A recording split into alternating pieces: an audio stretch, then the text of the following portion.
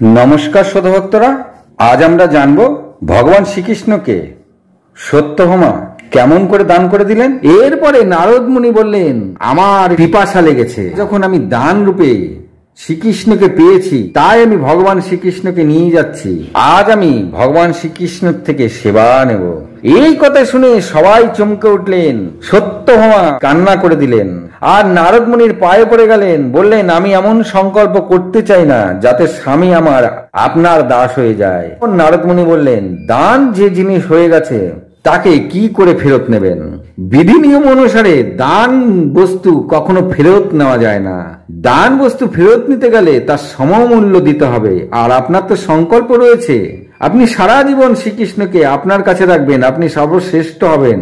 সেই সংকল্পের কি হবে? এই বলে তিনি ভগবান শ্রীকৃষ্ণের হাত ধরে নিয়ে গেলেন রান্নাঘরে আর ভগবানকে বললেন যে, প্রভু এবার আপনি আমার জন্য রান্না করুন। ভগবান শ্রীকৃষ্ণকে যখন রান্নাঘরে নারদ মুনি নিয়ে আসলেন, তার পেছন পেছন সমস্ত স্ত্রীরা এসে হাজির হলেন। সেখানে সত্যভামাও আসলেন। সত্যভামা সেখানে এসে নারদ মুনির পায়ে পড়ে কান্না করতে থাকলেন, আপনি আমার স্বামীকে ছেড়ে দিন, আমি উনাকে দান করে ভুল করেছি, উনি তো আরো অনেকের স্ত্রী। তখন নারদ মুনি বললেন, দান করার সময় তুমি একবারও ভাবনি যে শ্রীকৃষ্ণর আরো অনেক স্ত্রী রয়েছে? তখন নারদ মুনি মনে মনে ভগবানের দিকে ইশারা করলেন এবং মনে মনে বললেন, ভগবান, সত্যভামার তো অহংকার ভেঙে গেছে, এখন কি ছেড়ে দেবো? ভগবান শ্রীকৃষ্ণ বললেন, সত্যভামার উপরি মনের সবকিছু ভেঙে গেছে, ভেতরের মনে যে অহংকার এখনো পুষে রেখেছে তা ভাঙেনি। তুমি তোমার মতন লীলা করে যাও। যখন মনে মনে নারদমণি আর শ্রীকৃষ্ণ কথা বলছিলেন, রুকমণি তাদের মনের কথা জেনে গেলেন। রুকমণি এতক্ষণ বুঝতে পারেননি এটা ভগবানের একটি লীলা। তিনিও কান্না কান্না করছিলেন যে সত্যভামা কি করে শ্রীকৃষ্ণকে দান করে দেয়, তাহলে তো তাদেরও স্বামী চলে গেল। তখন মনে মনে চিন্তা করলেন, আচ্ছা তোমরা দুজন এই লীলা করছো। তখন রুকমণি মনে মনে ভগবানকে বললেন, সত্যভামার তো অহংকার ভেঙে গেছে, এখন তাকে ছেড়ে দিন। তখন ভগবান ইশারায় রুকমণিকে বলল, না, এখনো সময় হয়নি, তুমি চাইলে সত্যভামাকে সাহায্য করতে পারো। এরপরে রুকমণি নারদমণিকে নমস্কার করে বললেন, ভগবান শ্রীকৃষ্ণকে তো সত্যভামা দান করেছে, আমি তো দান করিনি। ভগবান কৃষ্ণ তো আমারও স্বামী, তাই আমার স্বামীকে আপনি কি করে নিয়ে যেতে পারেন? নারদমণি পড়লেন ফ্যাসাদে। তখন জাম্ববতী অনন্য স্ত্রীরাও বললেন নারদমণিকে, উনি তো আমাদেরও স্বামী, খালি সত্যভামার স্বামী নয়, আপনি উনাকে নিয়ে যেতে পারেন না। তখন অনন্য 16,000 যে স্ত্রী ছিল তারাও বলল যে শ্রীকৃষ্ণ আমার স্বামী, আপনি কি করে সত্যভামা দান করলে নিয়ে চলে যেতে পারেন? তখন নারদমণি ভারী আশ্চর্য হলেন, সত্যিই তো সত্যভামার তো খালি একার স্বামী নয়, আরো তো অনেকের স্বামী, আমি তাহলে শ্রীকৃষ্ণকে কেমন করে নিয়ে যাব?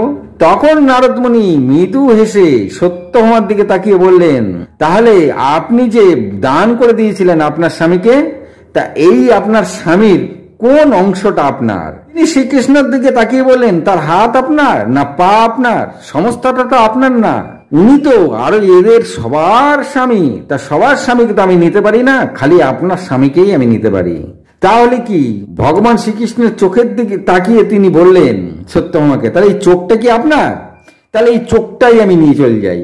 এতে সত্যভামা আরো কান্নাকাটি জুড়ে দিলেন। তিনি বারবার বলতে থাকলেন, আমি এই সংকল্প করতে চাই না, আমাকে আমার স্বামীকে ফিরিয়ে দিন। তিনি তখন রুকমণির দিকে তাকিয়ে বললেন, দিদি আপনি কিছু করুন। তখন রুকমণি নারদমণিকে বললেন, খালি চোখ নিয়ে গেলে তো আমার স্বামীর চোখ কানা হয়ে যাবে, আপনি কি করে আমার স্বামীকে নিয়ে চলে যেতে পারেন? আপনি বরং অন্য উপায় বলুন। শ্রীকৃষ্ণ আমাদেরও স্বামী, খালি সত্যভামার স্বামী নয়। সত্যভামা ভুল করেছে দান করে, তার অংশ যদি খালি চোখ হয় তাহলে তো আমার স্বামীর চোখ কানা হয়ে যাবে। সত্যভামা চিন্তা করলেন, দিদি তো ঠিকই বলেছে। তখন সত্যভামা কান্নাকাটি করতে করতে আবার নারদমুনির পায়ে পড়লেন। তিনি বললেন, আপনি আমাকে অন্য উপায় বলুন। তখন মনে মনে নারদমুনি শ্রীকৃষ্ণকে জিজ্ঞাসা করলেন, প্রভু এখন কি করা যাবে? তখন শ্রীকৃষ্ণ মনে মনে বললেন, তুমি তার পরিবর্তে কোনো বস্তু চেয়ে নাও। তখন নারদমুনি সত্যভামাকে বললেন, ঠিক আছে, আমি আমার স্বামীকে ফেরত দিয়ে দিচ্ছি, তার পরিবর্তে তুমি যে কোনো বস্তু আমাকে দিয়ে দাও। তখন সত্যভামার অহংকারে আবার আঘাত লাগলো।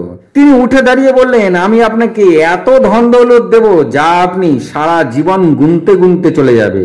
তখন নারদ মুনি বলল, আমি সামান্য একজন পুরোহিত, সামান্য একজন ব্রাহ্মণ, আমি ধন সম্পত্তি নিয়ে কি করব? আপনি বরং কোনো এমন বস্তু দিন যে বস্তু তার সমপরিমাণ হবে, সেই বস্তু পেলেই আমি খুশি। তখন সত্যভামা বললেন, তার মানে কোন বস্তু?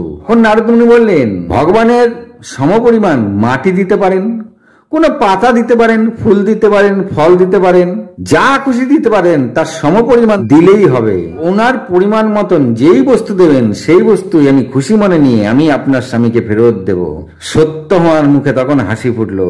তিনি আবার অহংকার ভরে বললেন, আমি আমার স্বামীর পরিবর্তে ফল ফুল মাটি পাতা দেব না, আমি আমার স্বামীর পরিবর্তে সোনা দানা ধন দৌলত দেব, আর এমন মণিমাণিক্য দেব যা আপনি কখনো দেখেনি নাই।